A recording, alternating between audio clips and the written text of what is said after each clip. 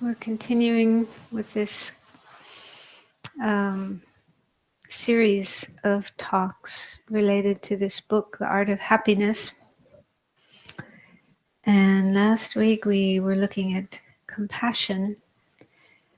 And compassion in Buddhism is explained as the wish for oneself and others to be free of suffering. And so last week we looked at what compassion is and how beneficial it is to have compassion and how we can start to have more compassion in our mind. So since compassion is related to suffering, it requires awareness of suffering, because you realize there's suffering and other people have suffering, yourself has suffering, and you wish the suffering to be relieved, to be gone, to disappear. So there needs to be a willingness to acknowledge the existence of suffering and know how to deal with suffering wisely so that we don't get overwhelmed by it and drown in it. So we have to learn how to deal wisely with suffering. So this is what I will start talking about tonight and also next week.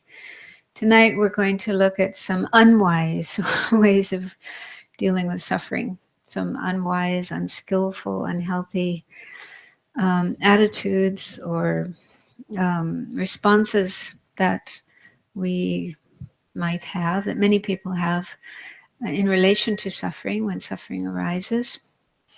And then next week I'll explain some methods from the Buddhist tradition about how we can deal with suffering in a more wise and a more healthy, more skillful way. So this will be the subject for tonight and next Tuesday. So let's start with some meditation to get ourselves warmed up into the right state of mind for tonight. So we'll spend some time doing meditation on the breath to calm down, settle down, get into a more clear and focused state of mind. And then at the end of that, before we open our eyes and start the talk, I'm going to ask you to just do a little guided contemplation related to how you yourself usually deal with suffering when problems or bad things happen to you in your life. So just to start exploring that topic. So start by checking the position of your body. And it's good to be comfortable. So find a position that is comfortable for you, and you can sit still or as much as still as possible for a period of time. But at the same time, it's good to be in a conducive position for meditation. That means not sitting in a sloppy way, in a lopsided, crooked way, but trying to sit up straight, because keeping the back straight helps our mind be more clear and focused. And even though you may feel tired, you may have been working all day, very busy, and you may feel like just collapsing right now, but you might find that just making the effort to sit up straight could help you to feel more energized, more awake. So it does help us to be in a more clear and focused state of mind. So try to do that. But at the same time, that doesn't mean being tense or tight. So we need to find a way of sitting up straight, but at the same time being relaxed, not tight or tense. So make a quick check to see if you notice any tension anywhere in your body.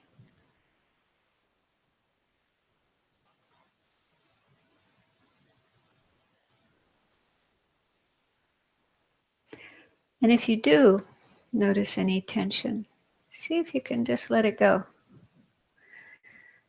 You can imagine that it melts, becomes like liquid, and then it flows out of you. drains out of you. And you can imagine it going down into the earth, sinking into the earth and disappearing there.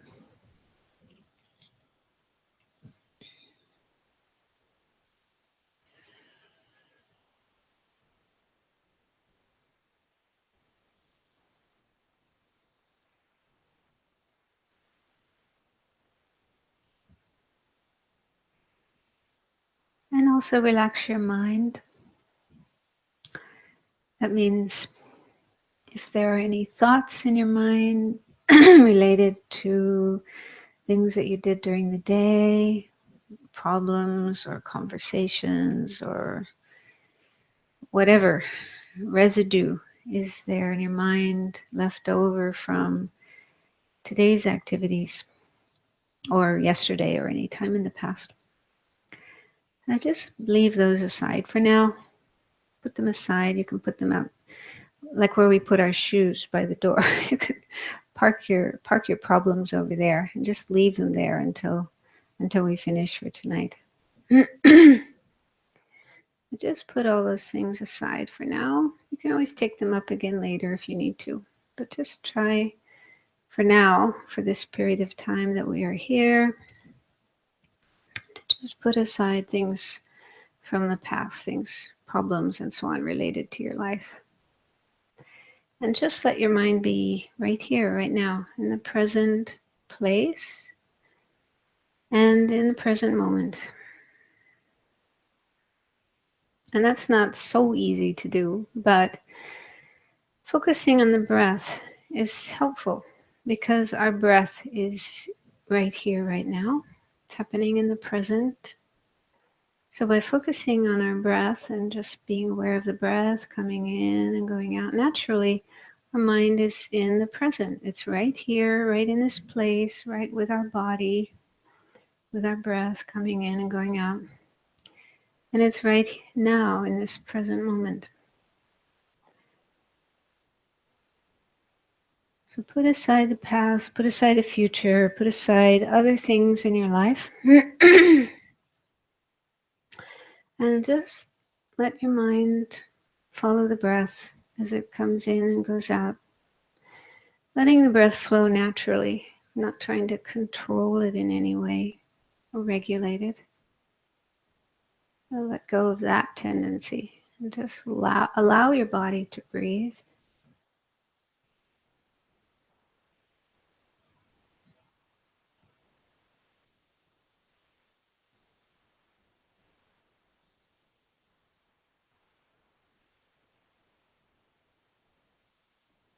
Let the breath be your friend. Let the breath help you to be relaxed, to be calm and peaceful, to let go of tension and problems.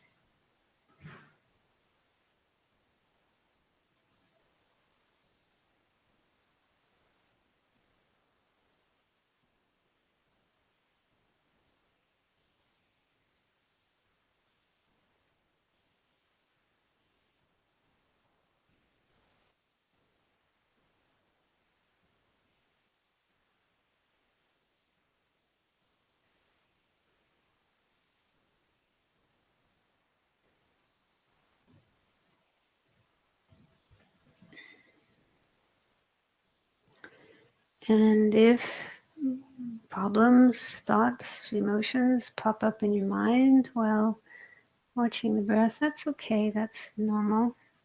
Don't be alarmed or upset about that. And know that you have the choice. You can follow those thoughts, get carried away by them, or you can say, no, not now, and put them aside. Park them over by the door with your shoes. Put those things aside and just come back to the breath.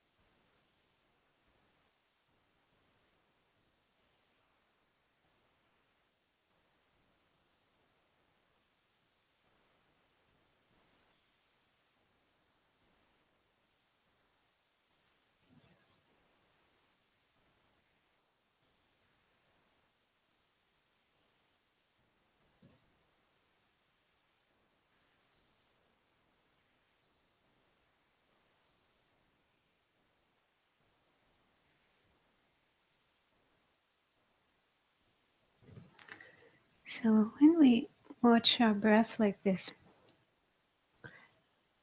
we may feel pleasant, relaxed, calm, peaceful, even happy. But that doesn't necessarily mean that we are in a positive state of mind. It's good if when we meditate or do other things related to the spiritual path, the Dharma, it's good to try to be in a really positive state of mind. For example, wanting to benefit ourselves, wanting to benefit others, wanting to benefit the world, wanting to bring more peace and happiness, or maybe even wanting to help ourselves and others be enlightened, like the Buddha. So see if you can bring such a thought into your mind, such a wish or aspiration that what we're doing here tonight will bring benefit, peace, happiness to as many people and beings as possible. And if you're comfortable with the idea of enlightenment, you can think of that as well. May what we're doing here tonight help bring about enlightenment for all beings.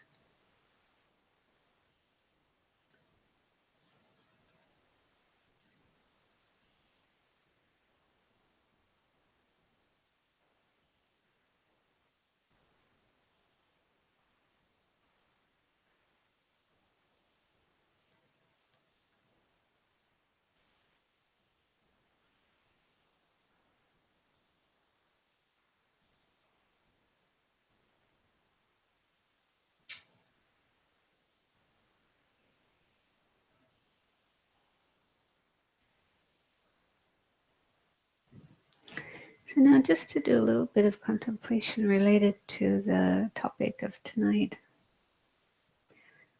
Unwise versus wise ways of relating to suffering. See if you can bring to mind some problem or difficulty, some painful experience or bad experience that you've had lately, or you might still be having at the present time. You don't have to bring to mind your biggest problem if you have something that's really huge and overwhelming. And if you bring that to mind, you might get carried away with sadness and not be able to focus in an objective way. So you don't have to think of that kind of problem. You can think of something small. Maybe you had some unpleasant encounter with another person. It was mildly irritating or hurtful, or something that happened in traffic while traveling or whatever. Just bring to mind one problem that you had.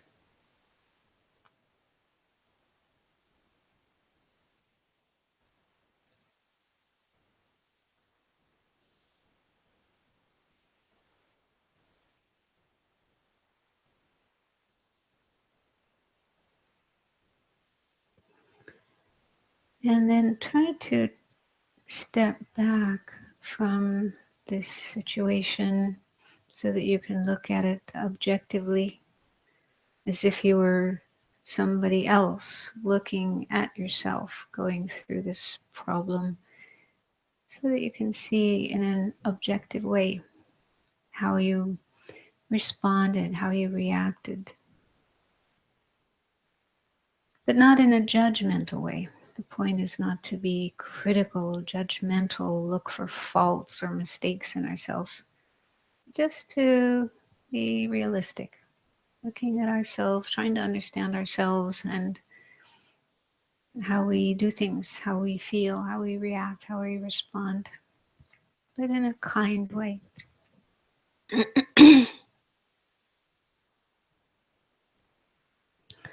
So just ask yourself if the way that you dealt with this situation was that you faced it in a wise and objective way, you were able to deal with it in a good way, Or did you become overwhelmed by disturbing emotions such as anger or anxiety or sadness, depression?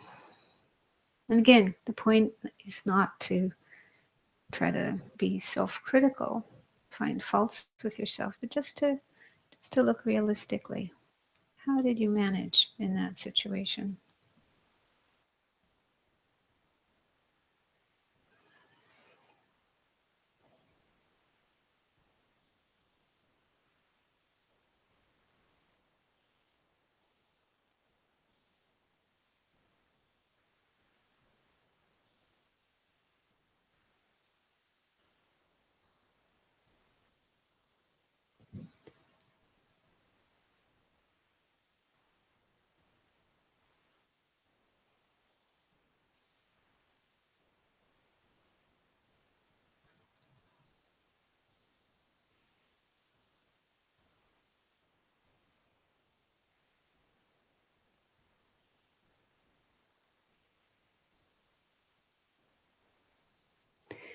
Did you get caught up in anger and blame towards the other person or the other people involved that may have caused you the problem or unhappiness?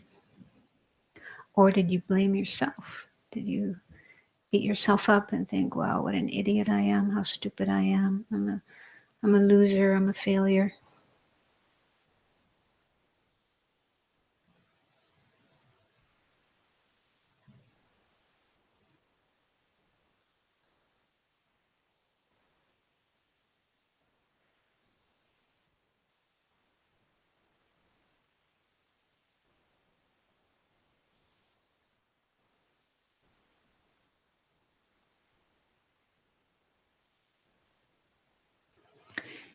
Did you try to run away from or escape from the problem with drugs or alcohol or food or entertainment or work so that you didn't have to deal with the problem?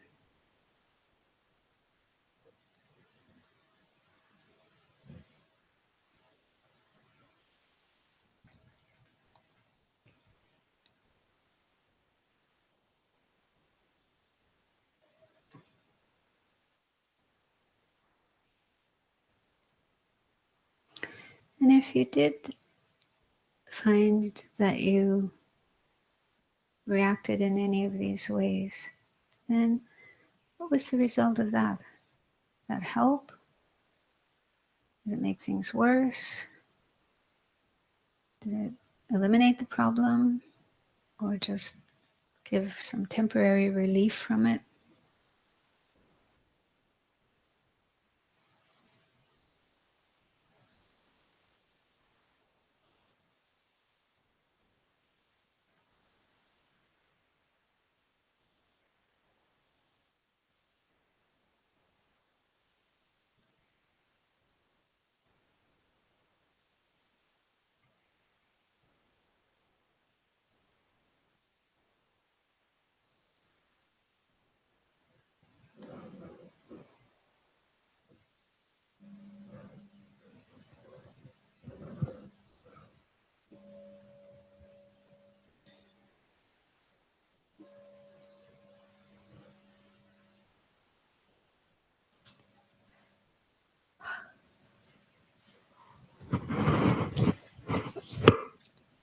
Okay, so now we'll look at what the Dalai Lama and Howard Cutler, the psychiatrist, have to say about this topic.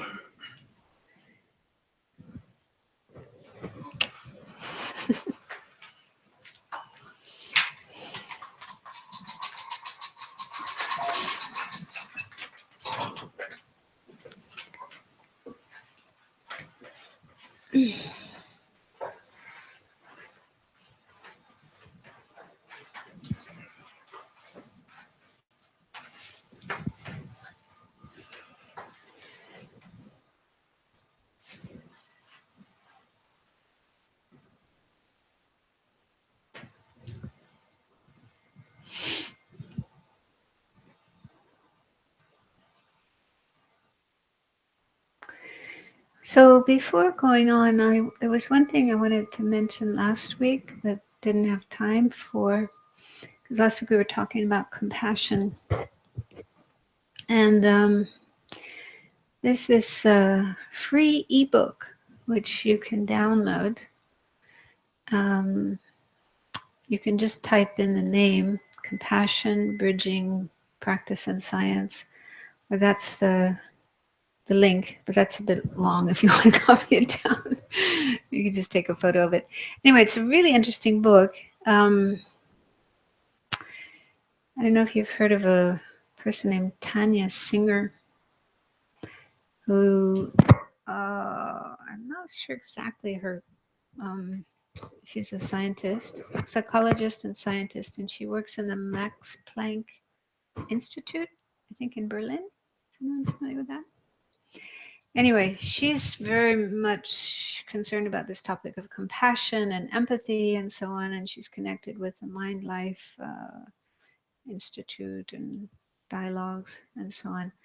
So they held a conference or workshop in 2011, and they brought together lots of people, both scientists, psychotherapists, Buddhist monks, Matthieu Ricard and Thupten Jinpa. No, I'm not sure if Thupten Jinpa was there, but anyway, they were exploring this topic of compassion, training in compassion. So this book is a result of that. It gathers all that information. So some of it is sort of the results of scientific studies that were done on compassion. And she herself, Tanya Singer, and her colleagues, they led a year-long study involving 100 people where they trained them in mindfulness and also compassion.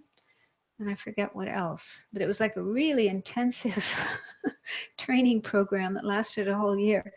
And then they studied the results of this, what effects that this kind of training had on them, on the participants. Very interesting.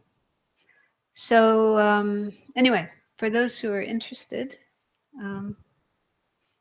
that's the information. Okay, so now for tonight, this is a saying that is somewhat popular in Buddhist circles in America anyway. I don't know if you've come across it before, and I don't know where it came from. I don't think it was the Buddha who said this. I think it was some contemporary Buddhist teacher. But it's interesting, and I think it's true. Pain is inevitable, and suffering is optional. And the meaning there is pain. The word pain here refers to things like physical pain, when we have injuries or whatever going wrong with our body or illness. So there's physical pain, and there's also mental pain, emotional pain, such as probably the worst kind of pain that we can experience is losing someone who's important to us, losing a partner or spouse or child or parent or friend. So the loss of a very, very important person is really, really painful. People also suffer when they lose possessions or their job or status in life and so forth. So the experience of loss, that's something very, very painful. And then depression, anxiety, and so on. So when bad things happen to us in life, so that's the meaning of pain. So that's inevitable. That's something everybody goes through. We can't avoid it. And then, but suffering, so the person who spoke this differentiates pain from suffering. And I think pain is the inevitable, unavoidable problems that happen to us in our life. And suffering here means the mental suffering, the unhappiness that can happen in our mind as a result of that. So that's the meaning of this quotation, that we can't expect to go through life and never have anything bad happen to us. Bad things happen to us. But the way we respond to them, the way we react to them, can make them more painful or suffering or less. So that's the meaning of suffering is optional. So we can, for a lot of people it's not, but Buddhism says we can learn how to deal with pain, how to deal with the problems of life, in such a way that we can minimize our suffering. We can have less suffering. That's something we can have control over. Um, so, and related to this, relation to this, there's a sutra in the Pali tradition called the Salata Sutra. And in that sutra, the Buddha used the analogy of arrows, being shot with arrows. He says, bad things that happen to us are like being shot with an arrow. So that's pretty painful, having an arrow stuck in you. That's really painful.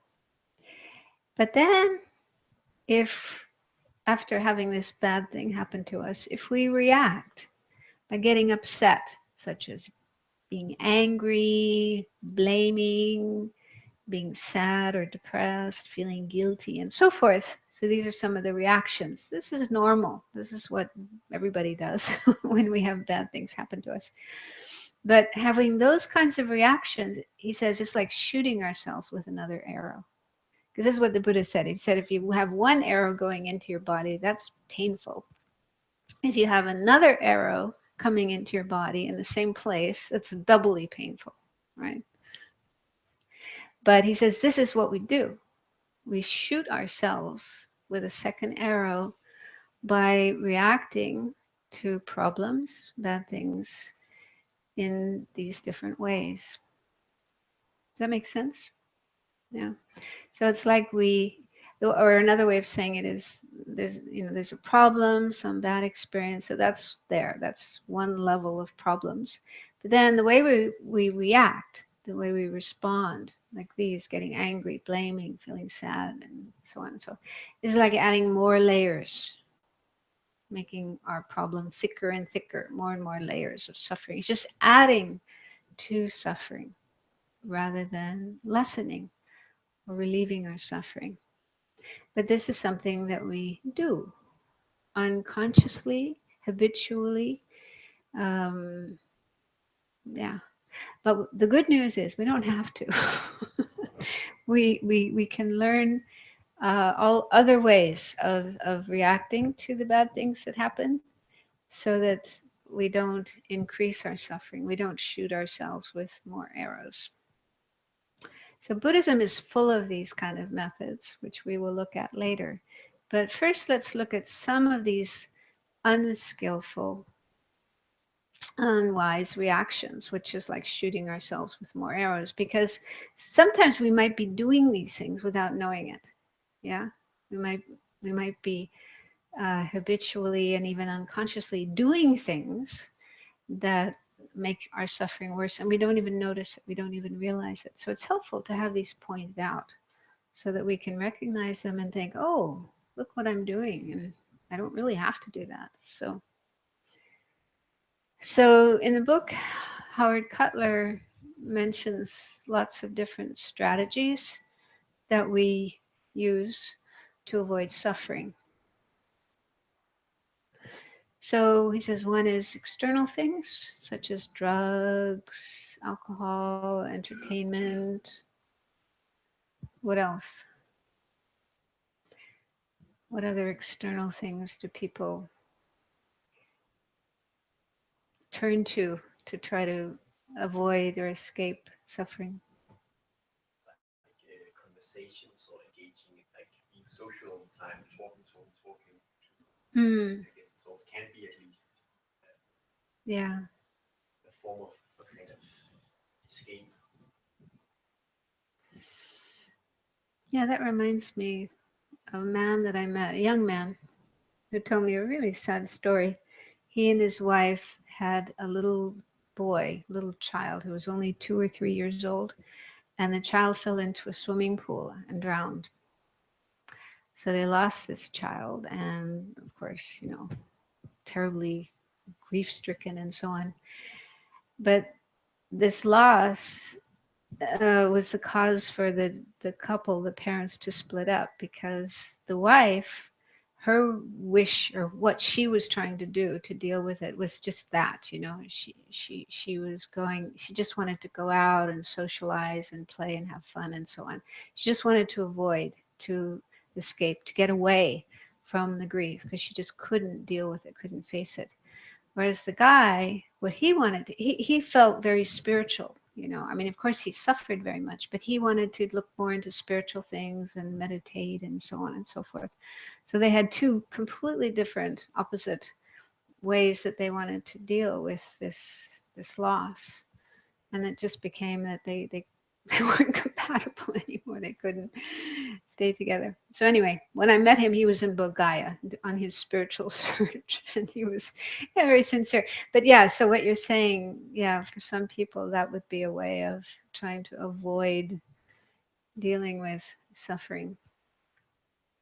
Just keep yourself busy. Another one is work, isn't it? Some people physically do physical work or whatever kind of work.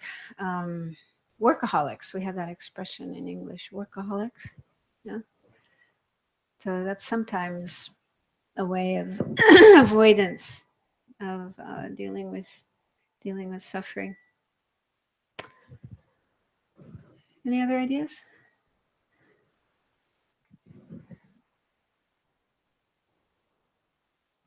Anyway, these are some external things, and then there's internal things as well. So Howard Cutler is a psychiatrist, and he says in psychology they talk about defense mechanisms, um, which are sometimes necessary. You know, like if the suffering is really too great and you can't deal with it, then you develop, not consciously or deliberately, your mind just develops some sort of defense mechanism to block, to avoid or deal with whatever, um, the suffering. And one example was denial, um, just not not dealing with it. And I was thinking about the example of, I just read about this recently, Prince Harry, the son of Prince Charles and Princess Diana.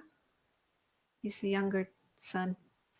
So just recently in the news, he sort of came out and spoke about his own, um, the way he dealt with his mother's death, because he was only 12 years old when his mother died, and she died in a really horrible, tragic way.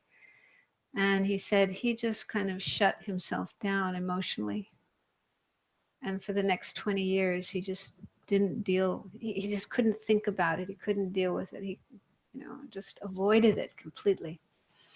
But then he ran into really big problems. He said he was in complete chaos for 2 years, and he felt like he was falling apart, about to have a nervous breakdown, depressed, really, really suffering a lot. And finally, he went to counselor.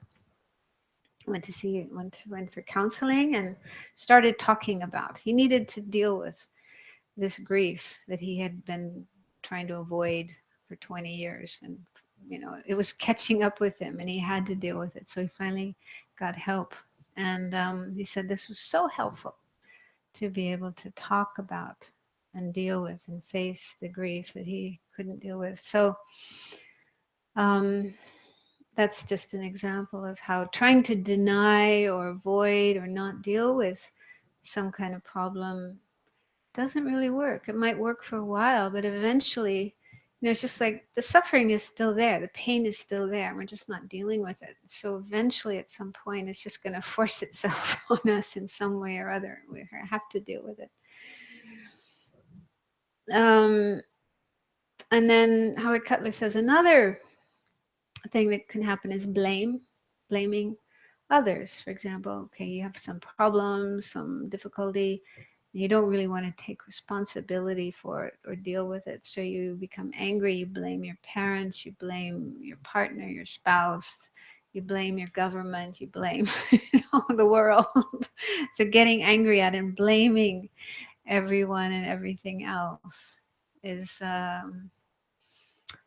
it's a kind of escape, because you're not facing this problem that you yourself have. You're avoiding that and just focusing on things out there. And it could also be blaming yourself. That's another thing. And feeling like a failure, feeling like I'm bad, I'm horrible, I'm a failure, I'm an idiot, I'm stupid. So projection is another way, not, that's also part of denial. And you don't see your own problems, but you're seeing other people having problems, Oh, that person is like this and like that and like that. And you don't recognize that you were like that yourself. So again, that's a way of avoidance, an attempt to avoid. But these methods really don't work. They don't work in the long run. They're just escapes, but eventually the problems are still there. And I guess some people can go through life and never really face up to their problems. I remember meeting a woman who had been married for 30 years to this man.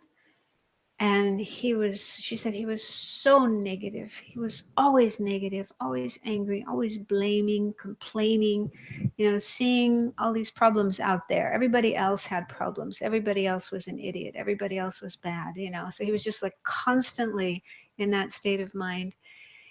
And she stayed with him and tried to help him and tried to, support him and so forth. But eventually she found that it was making herself sick. She was suffering from illness and physical problems as a result of living with and trying to put up with this guy. And finally she decided to take a break and separate from him for a while. And when she separated from him and was living on her own, she felt so much better. She was more happy and more healthy and so on and so on. And then he was begging her to come back. And she felt it wasn't because he really loved her, but because she cooked for him and she cleaned for him and she did all these things for him. And so he missed her. He wanted her back, but she thought, I can't go back and live with this guy. It's not good for me. And it's also not good for him because he's just continuing. She tried to get him to change, but he refused. He couldn't see anything wrong with himself. He wasn't willing to admit there was anything wrong with him. He didn't need to change. Everybody else needed to change, but not him. So it just seemed like a hopeless situation. So I guess some people can be like that and just go the rest of their life that way, just like constantly avoiding their own problems, avoiding their own suffering, but they're so unhappy, they're not happy. And eventually, they might lose all their friends and everybody. So these situations probably, those ways of responding and reacting probably don't work. But it's good to recognize, do I do any of these? Are any of these part of my life, part of my strategies? So then then Howard Cutler went on to talk about what the Dalai Lama says about this topic of dealing with suffering. So he says it's good to start by just accepting suffering. And this is the traditional Buddhist view, that we need to accept suffering, accept the reality of it.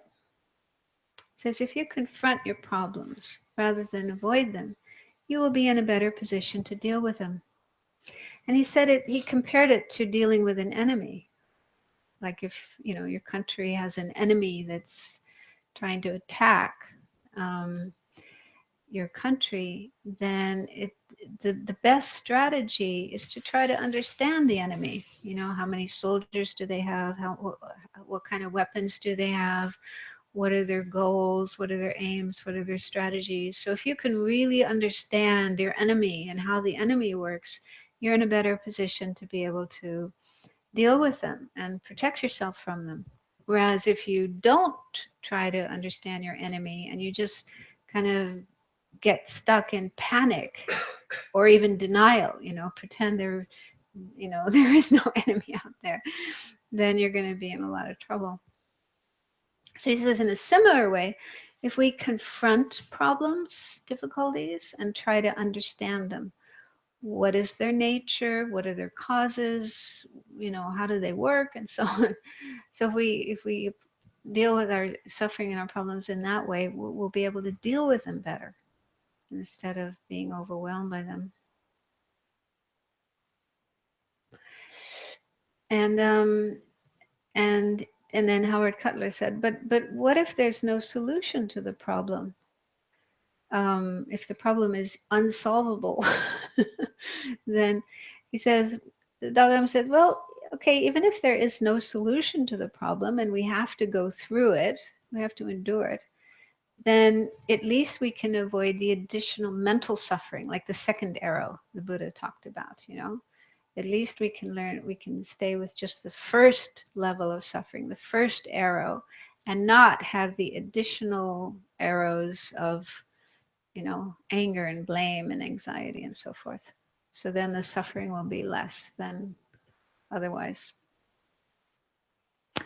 And then, you know, in Buddhism, as you probably know, the very first teaching the Buddha gave is the Four Noble Truths, and the first of the Four Noble Truths is suffering, the truth of suffering. Suffering is a natural, inevitable part of life, something everybody goes through, and so it's best to just accept that and acknowledge that.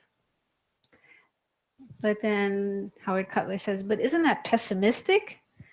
And the Dalai Lama said, "No, it's not, because there's a way out. If there was no way out, if there was no solution to suffering, if there was no way to be free of suffering, then it would be pessimistic. Then it would be better to just drink and, you know, avoid it. But according to Buddhism, there is a way out. There is a possibility of freedom from suffering, what we call liberation, nirvana, enlightenment. There is a possibility to be free of suffering. And then, so it's not pessimistic, it's actually very optimistic. And he told the story of Kisa Gotami. I don't know if you've heard, have you heard this story? Kisa Gotami. So she was a woman at the time of the Buddha. And she was married, not a very happy marriage, unfortunately. She had problems with her in-laws.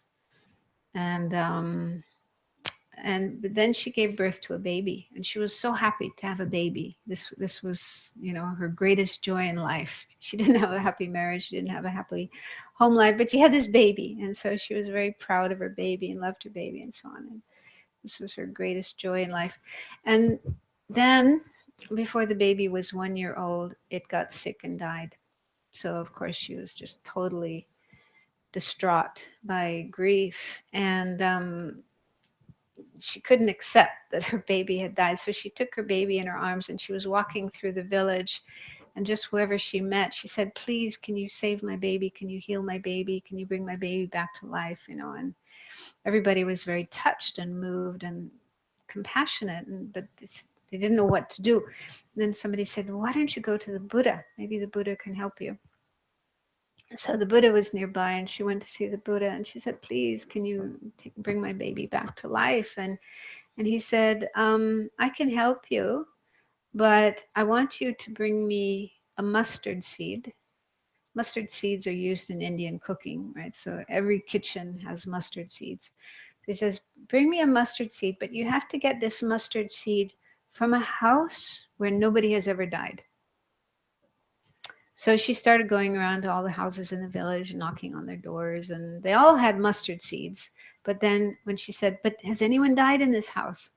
Then they said, oh, yeah, our grandfather died, or our child died, or this person died.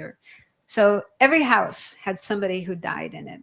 She wasn't able to find any house where nobody had died. So she got the message and eventually went back to the Buddha and accepted the loss of her child, and buried her child. And then she asked to become a disciple of the Buddha. And so she became a follower of the Buddha. And in that same lifetime, through practicing meditation, she achieved nirvana. She became a liberated being, an arhat, meaning free of suffering and its causes. So that's a nice story. It has a sad beginning, but a nice ending. So she was able to accept the reality, the truth of suffering, but then through practicing what the Buddha taught, was able to get beyond suffering, to reach the state of no more suffering. And many of the Buddha's followers also did the same, reached the end of suffering. Um, so I'll just carry on a little bit more. So then Howard Cutler said that, okay, so the Dalai Lama's advice is we just have to accept the reality of suffering. And this is not just Dalai Lama's advice, this is the Buddhist advice, that we need to accept the truth, the reality of suffering. But then Howard Cutler said this might be difficult for a lot of people in the world, in the West, anyway, because he said, studies show that most Westerners today think the world is a nice place to live, life is mostly fair, they are good people who deserve to have good things happen to them. Meaning that most people don't don't like to accept that suffering is part of life. I don't know if you would agree with this or not, but he says many studies have been done, and this is what the result is, that people tend to think life is wonderful, life is beautiful, I'm a good person, good things should happen to me, and so suffering is not part of life. And I was thinking about this and thinking about my own experience in life, because I was raised as in a Catholic family, Catholic schools and so forth. And the view, and I think this is true in all Christian churches, the view is the world is a wonderful place. It was created by God. God is wonderful. He's full of love and wisdom and compassion. He has all these wonderful qualities. He created this beautiful world. He created all of us. It's wonderful, right? God's creation is wonderful. Have you encountered this view? Have you been raised in this kind of view? Yeah. Um, and then there are all these songs and so on praising God for his wonderful works, his wonderful creation and so forth. So there's that kind of idea. I was brought up with that idea. But then there are problems with that, because I mean, I don't know, for me it was very hard. What about all the problems in the world? What about war and injustice and children born with birth defects and I mean, there's all these terrible things that happen in the world. So what about them? And they come up with some sort of explanation. For example, I remember when I was in the 3rd grade, which means about 9 years old, one of my classmates, a little girl, died. I don't remember what, maybe I wasn't even aware at that time what it was that she died of, some kind of illness. But what I remember is in church, we had a church service, to commemorate, I don't know what the word is, her passing away, like a funeral.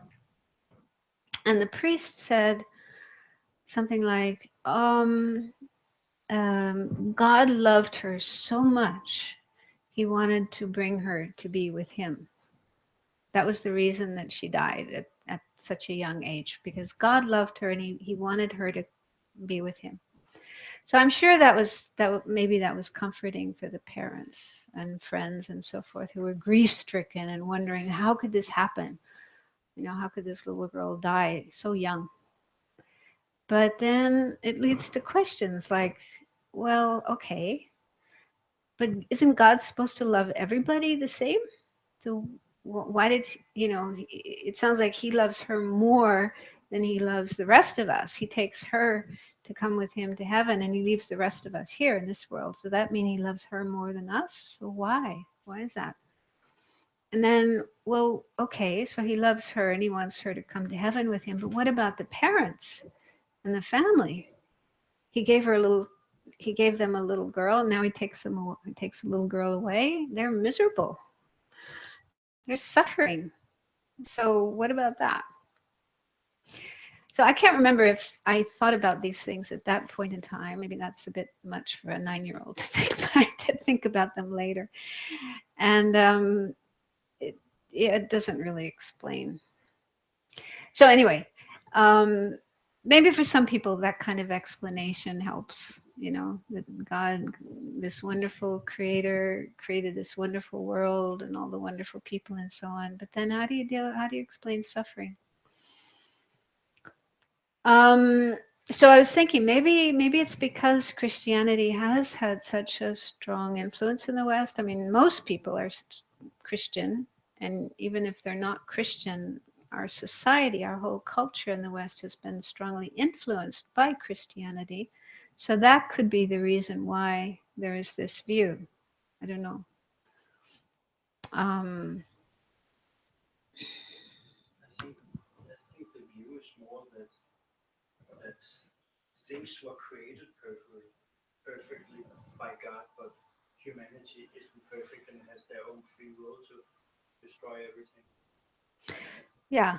And there's also the devil who messes things up, who comes in and tempts us.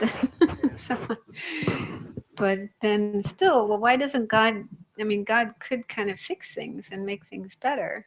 Why doesn't he? You know, why does he just sit there and watch us killing each other and making each other suffer and not doing anything about it? And I remember when the tsunami happened, the big tsunami in Southeast Asia.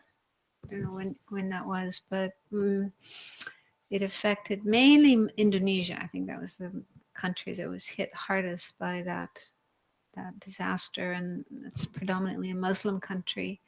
And I heard that, you know, some people were saying, you know, how could this happen? And oh, they're saying, oh, Allah must be displeased with us. We must have done something wrong, and so He's punishing us. He's showing, you know, He's not happy with us. So that was, for some people anyway, how they explain that disaster. And but then, you know, what about little kids? There were little kids, little babies who were killed in the tsunami. I mean, you know, does that mean they were bad? They sinned?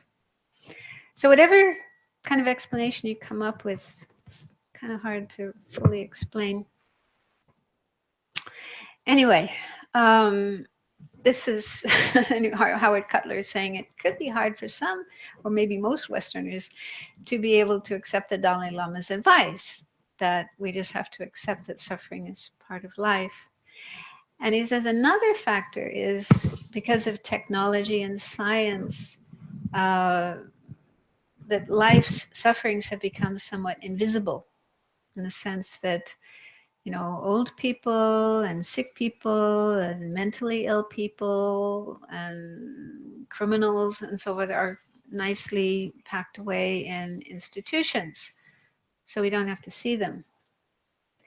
This isn't the case everywhere in the world, like India, for example. Everything's right out there in the open. If you've been to India, you know, you see all of these things, death and sickness and old age and mental illness and so on. They're right out there in the streets. And so this could be another reason why in the West people have difficulty accepting suffering, because we don't have to deal with it. We don't have to look at it. Um, and it's easy to go through life until you yourself experience some big problem. You might be able to just avoid seeing it, avoid dealing with it.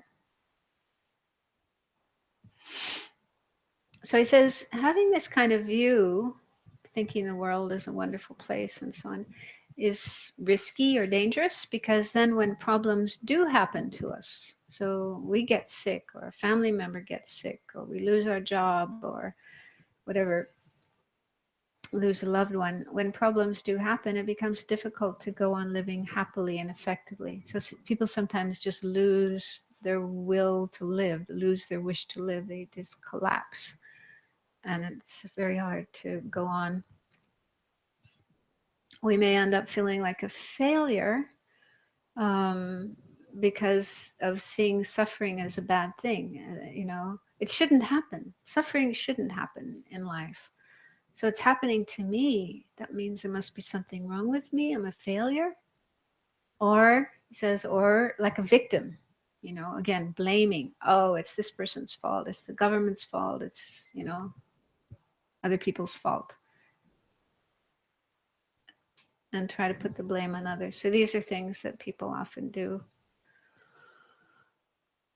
So he says, such attitudes just perpetuate our suffering with feelings of anger, frustration, resentment. So they don't help. They just make things worse. He says, if we view suffering as abnormal and have fear, aversion, and rejection of it, we will never uproot its causes and begin to live a happier life. So this is his view as a Western therapist. I don't think he considers himself a Buddhist, but he can see that not accepting the reality of suffering in life can make things worse, can make things more painful, more suffering for us, rather than better. So he seems to accept the Dalai Lama's view of the importance of accepting, acknowledging the reality of suffering. Okay, so let's take a break now. It's time for our break. We'll do a little bit more after this, and then do some meditation and maybe some discussion as well if we have time.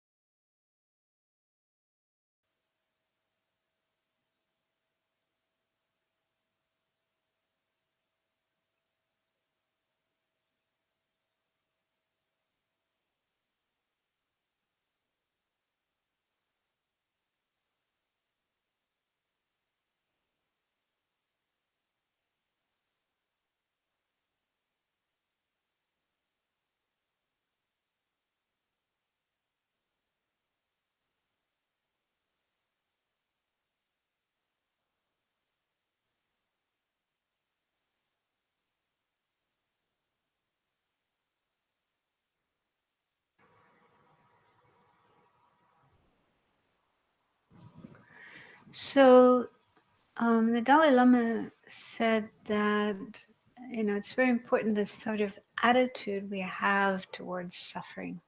What is our attitude? Do we have aversion and rejection and, oh, I hate suffering, I don't like suffering, I don't want suffering? If we have that kind of attitude, then this leads to more mental suffering, like shooting oneself with more arrows. On the other hand, there's an attitude of tolerance or patience, sometimes it's called. This is a very important kind of quality in the Buddhist path, developing patience. And one kind of patience is being able to put up with difficulties that happen in our life without getting upset and angry and depressed and so on, but being able to tolerate. So he says having tolerance towards suffering. For example, I accept that it's a natural, inevitable part of life that everybody has. So if we tolerate suffering, then this will mean less mental suffering, more calmness in the face of problems. But having tolerance doesn't mean being passive or indifferent and, oh, well, there's problem, there's suffering, and nothing I can do. That doesn't mean that. We can still try to apply solutions to our problems if there are solutions. So there's a very nice quotation, probably some of you have come across this before, from Shantideva, the great Indian master, where he says, why be unhappy about something if it can be remedied? And what's the use of being unhappy about something if it can't be remedied? So this is actually a really good formula to use, or a good verse to memorize and then use it in life. So if there's a problem that happens in our life, to look, instead of just getting, oh, this is terrible, oh, poor me, is there a remedy? Is there a solution? And if there is a solution, do it. Don't just sit around being unhappy. So apply the solution, or at least try. But then on the other hand, sometimes there isn't a solution. There's nothing that can be done. But Santideva says, so if there's nothing that can be done about it, what's the use of being unhappy?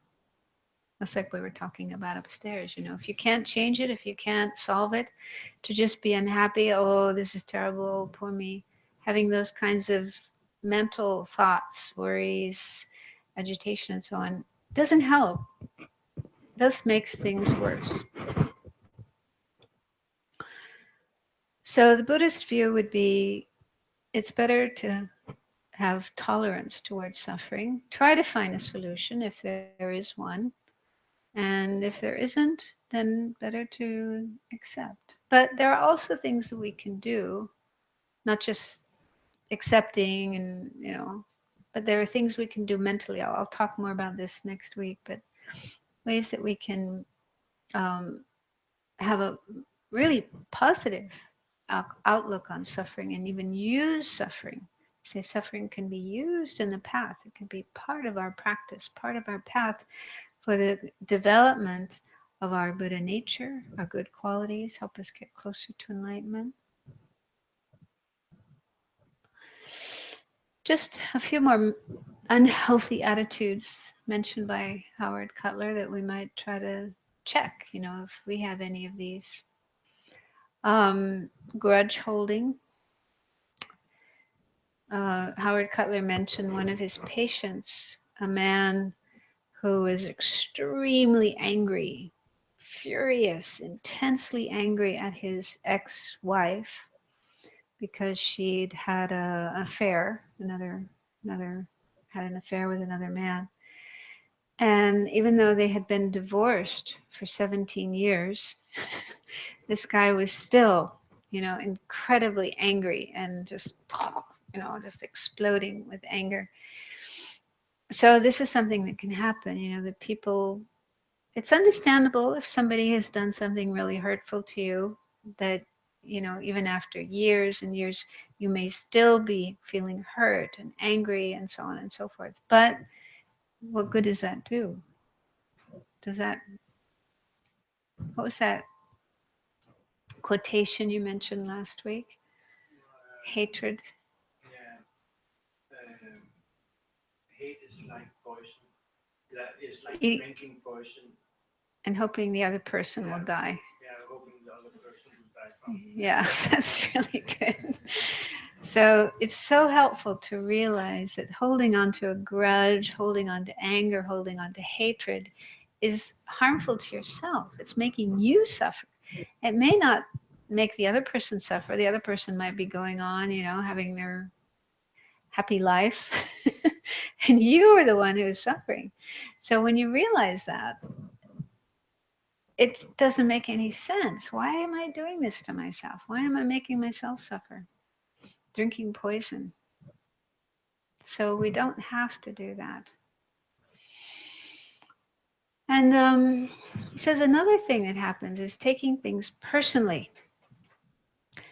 And Howard Cutler mentioned the example. He was once in a restaurant with a friend. They were having dinner together. And the service was really, really slow. It was taking a long time for them to get their meal. And this friend, their colleague, was getting really upset and complaining and saying, "Oh, I'm sure they're doing this deliberately. They're ignoring us deliberately." And he just kept complaining and complaining and complaining the whole way through the dinner. and and then at the end, when they were about to finish, the waiter came up and offered them 2 free desserts. And he said, "I'm really sorry, but one of our cooks had a death in the family, and he wasn't able to come in tonight. And one of the servers called in sick, so we're just really short of staff tonight. So I'm really sorry, and here's complimentary desserts for you." But still, this friend was angry, and said, "I'm never going to come back to this restaurant."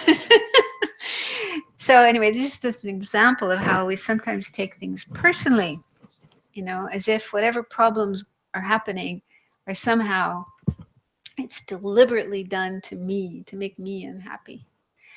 And I was thinking of my own case, not exactly like that, but something similar to that, something that I've probably done my whole life, but I, don't only became aware of it after I started meditating. And that is like when I meet a person that I know, or if I'm in a group of people and there's somebody there that I know, and if that person isn't super friendly with me, if they're just kind of cool or ignore me or whatever, that my way of reacting would be to think, "Oh, what have I done wrong? They're angry at me.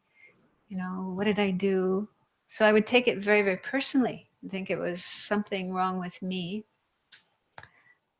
Or I might get angry at them and think, "Oh, why are they so unfriendly to me? They don't care about me. They don't love me." So I would react in one of those two ways. So I took it very, very personally. And it was only later, after I started meditating and working on my mind, that I started thinking, well, there could be other reasons why the person is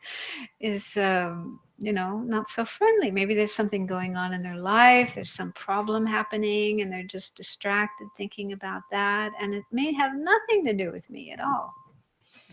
So this is what I try to do now, what I try to practice now. If somebody, whether it's a friend or whether, I'm in a shop and they're not sort of super attentive to me, I just try to think, well, there could be some reason for this.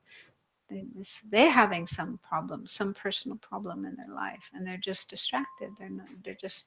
It's not done deliberately to make problems for me. But Howard Cutler said this is actually a huge problem in the West. Let me just find what he says about this. And he says that this taking things personally is the origin of many of the day-to-day aggravations that can add up to be a major source of suffering. And he says therapists call it personalizing our pain. So this is something to look out for. This is something you might be doing yourself. Do you take things personally? Do you feel personally attacked if you don't get things done the way you would like them to do? So this is another kind of mental attitude that might be part of our response to a bad experience, to suffering, that is just making it worse for ourselves, shooting ourselves with more arrows. And I can say from personal experience that it's so much better to at least give the benefit of the doubt. This is what we say in English, to just think, okay, there could be some reason why the person is behaving that way, and it may not be anything to do with me. Does that make sense? Yeah. I was also thinking about that when you gave your example. Isn't it also like taking our thoughts very seriously in general about thoughts? Taking our own thoughts. Our own thoughts, like by meditation, you see they're only thoughts, and it's just the state of the mind you're in, which is Yeah. linked to your feelings at that moment, Yeah. which triggers your That's also conflict. really, really helpful if you could Yeah. take a step back from your thoughts and realize this is just a thought in my mind. It may not be true. I don't have to believe in it. I don't have to take it seriously. But My yeah, experience is also it happens automatically, like in some situations. what happens? Just like it's a thought. You don't take it seriously, and you don't make a big deal about it. Well, for some people, it may It's not not happen. happening. I think some people, whatever thought comes up in their mind, they take it seriously. This is my thought. It must be true. I must follow it. I must act on it. Yeah. So not everyone is able to No. take a step back. That's also what I experienced myself. Like, Yeah. it's not like it's not important at all, but not that serious that like it Mm. used to be. I mean, that's such a wonderful thing to get to that point where you realize I don't have to take all my thoughts seriously. I have a choice. That's like a realization. Boing. That's like grace. Like you're talking grace from the Buddha or from Tara or whatever, from our own innate wisdom. But that's a really liberating realization. Another thing that often happens is people think it's not fair. Why is this happening to me? This shouldn't be happening to me. It's not fair. Or another version of that, why me? The other So version is why not me? that's it. Yeah. Somebody said that to me Yeah. once, instead of saying, why me? Why not me? Because if we just open our eyes, open our mind, open our heart, look around the world, wow, there's a lot of people having problems, much worse problems than me. Yeah. So why not me? And what I'm going through is really light, really easy compared with what a lot of people are going through. So, but then Howard Cutler asked the Dalai Lama, so how to deal with this idea that, why me? Why did this happen to me? And the Dalai Lama said, well, for Buddhists, we think in terms of karma, like we were talking about during the tea break. We think most Buddhists would just accept that there's karma. We created karma in our past lives, and that accounts for the experiences we have in this life. So bad things happen. I must have done something bad in the past life, and now I'm working it out. Now I'm getting rid of that karma, and they can even feel happy. Wow, that's good. I'm paying off that debt. I don't have to experience that anymore. But then for people who don't believe in karma, the Dalai Lama said, well, for people who believe in God, then they would think, well, God has a plan for the universe, for things, and this is part of God's plan. And if you can have faith and trust in God, then you just think, well, this is part of God's plan. So that helps some people to accept problems. And then for those who don't have any beliefs in God or karma or whatever, then the Dalai Lama says, well, you can just think in terms of like what is done in science, where you analyze things, you look at things and you try to understand what are the causes and conditions that give rise to this. There's many different causes, many different conditions that give rise to something, that make something happen. So looking at those can be very, very helpful. He said, in that way, we don't put all the blame on, for example, one person. And he used the example of Saddam Hussein. This book was written when Saddam Hussein was still alive. So he says, some people blame Saddam Hussein for everything, but he says that's not fair. He doesn't act alone. He has a lot of other people who are helping him and supporting him and, supplying him with weapons. And where did those weapons come from? you know, so when you start looking at causes and conditions, then then it helps to not blame one single person or one single situation or one single cause. And I found that really helpful myself when the Iraq War began back in 2002 or three or so, and I was feeling really angry at George Bush, so angry at him. I'm putting all the blame on him. And then I realized, then I thought about it, and I thought, well, wait a minute, he's not the only person responsible. I mean, he has all these people around him, his staff, his supporters, his advisors, the people in the military. Probably his father had something to say about it as well. So all these people who are giving him advice and supporting him and so on and so forth. So he's not acting alone. And then there's also the millions of Americans who voted for him and put him into office. He wouldn't be in the position he is in if it weren't for them. So I found that really helpful to think like that, to think about all the different people, all the different causes and conditions that gave rise to this situation. So it really helped to sort of cool down my anger and I was still unhappy about the situation. I didn't want it to be that way, but it's sort of it's a way of explaining why a problem comes about. So that can be a helpful thing. And then guilt. This is another unhealthy attitude. And Howard Cutler says, we do make mistakes, and it's good to have regret for the mistakes that we make, and good to accept responsibility for our mistakes, and then try to not repeat our mistakes, make amends, and try to do better the next time. But on the other hand, guilt, sometimes what happens is we get stuck in guilt, holding on to the memory of our past mistakes with continued self-blame and self-hatred. So this doesn't do any good at all. It just makes our suffering worse. It's like you just keep beating yourself up for your mistakes. So that doesn't help. So we need to differentiate guilt and positive regret, which is part of the Buddhist path.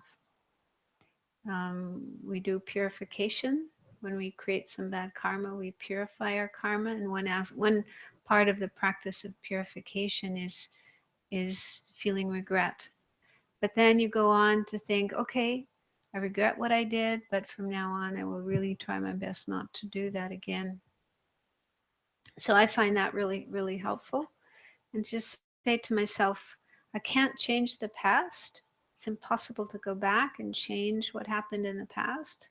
That's impossible. And it doesn't help to just keep beating myself up about what I did in the past. But what I can do is from this moment on, from now on into the future, I can try to act more wisely, more positively, not make those same mistakes again.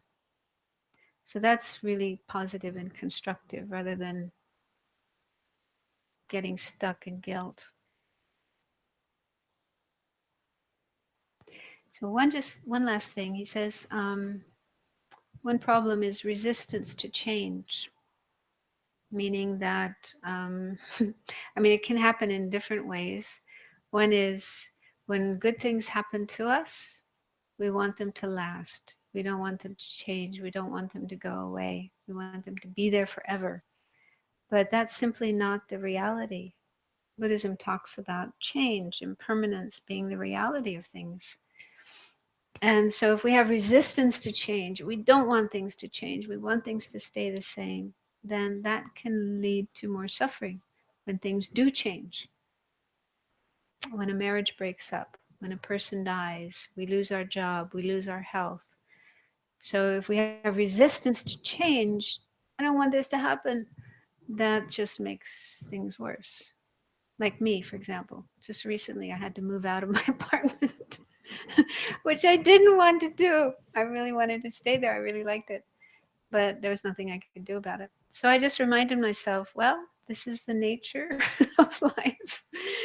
Things change. You can't forever and ever and ever. And it was really helpful, to just accept that, and also to think about all the other people who have similar experiences, like refugees. It was really helpful to think about refugees who were forced to leave their homes, sometimes at midnight, running for their lives, and can't take anything with them, and they never know if they'll be able to come back again. They don't know where they're going to go to. So this happens to many people. They have to move, they have to leave where they're living, and it's not what they really want to do. So it's helpful to think about that many other people who have a similar problem, a similar situation, and mine was much easier than theirs. So yeah, just being able to accept the changing nature of things. This is part of life, part of the world, part of reality, that things change. Accepting small changes makes us more robust. So it's a bit easier to accept bigger changes. Yeah. And also, the positive side of change is that suffering isn't going to last forever. Problems, suffering. So that's the good thing. Yeah, if we remind ourselves, whatever problem, whatever suffering, whatever difficulty there is, that will change. That will not be there forever. So that's a positive thing.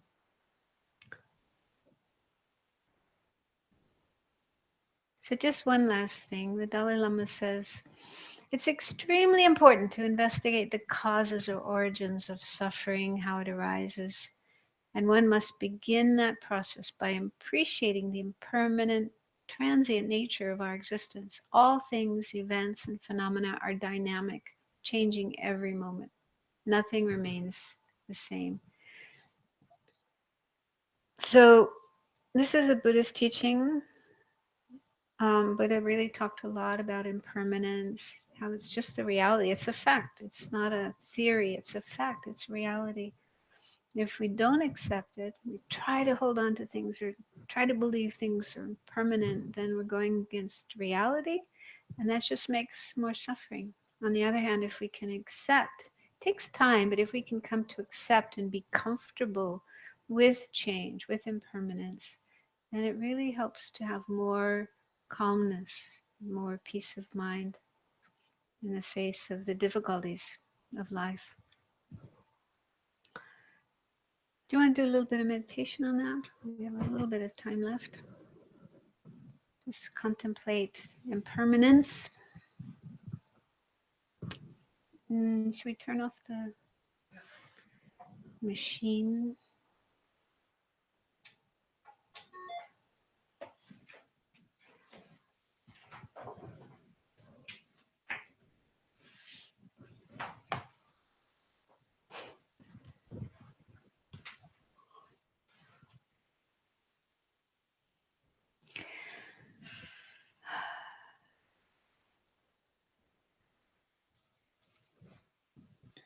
So I'll just leave it up to you to contemplate impermanence in whatever way you wish. For example, you could just start with your own body and mind, what you are made up of, what you are, how you are, and just contemplate how all of this, our body and mind, is changing moment by moment, even as we sit here. All the cells, molecules, atoms of our body are changing, and also our mind is changing every moment. So none of this is permanent, none of this stays the same. Or if you want, you could think about things outside of yourself, the world, and how they are changing all the time. So just try to make your mind more familiar with, more acquainted with the truth, the reality of change and permanence.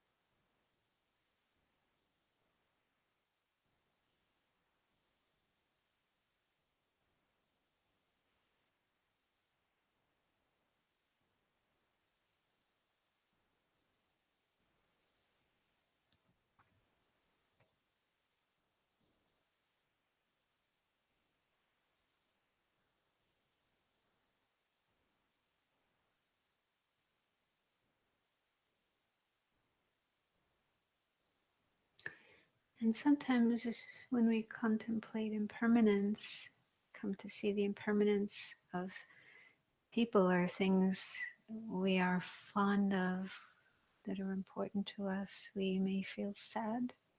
This is normal, understandable.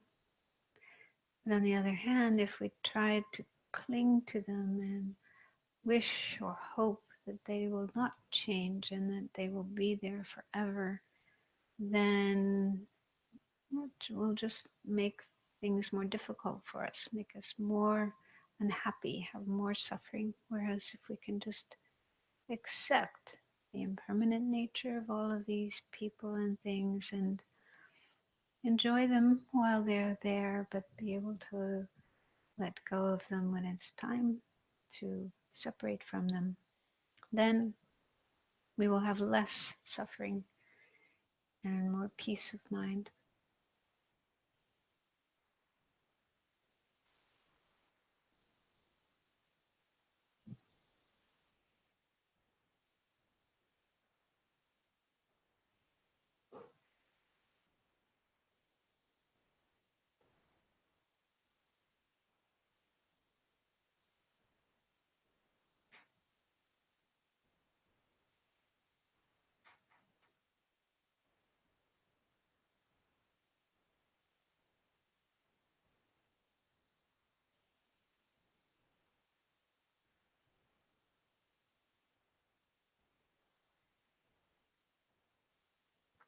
And on the positive side, the reality of impermanence means that suffering, problems, karma, delusions, and so on are not permanent. They will not exist forever and ever and ever. They too are impermanent. And it's possible for us to reach a state where we are free from these things and no longer have to experience any problems or suffering. And accepting the truth of impermanence is one of the things that will help us reach that state of freedom and liberation.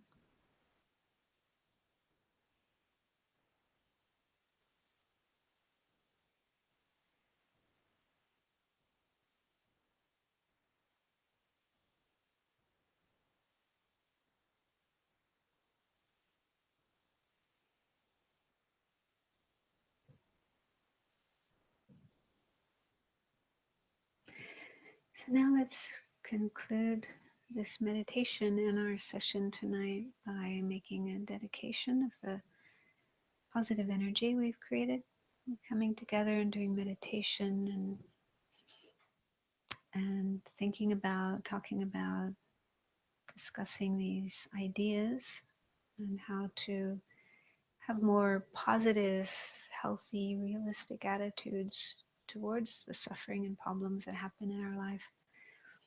So this has been a good use of our time. We've created some good energy, merit, the cause of happiness and peace, enlightenment. So let's share this merit, this positive energy with others, with other beings, all beings. May it help all beings have less suffering, more peace and happiness, and eventually reach the state of enlightenment, freedom from all suffering and its causes, and fully developed in all that is positive, all happiness and good things.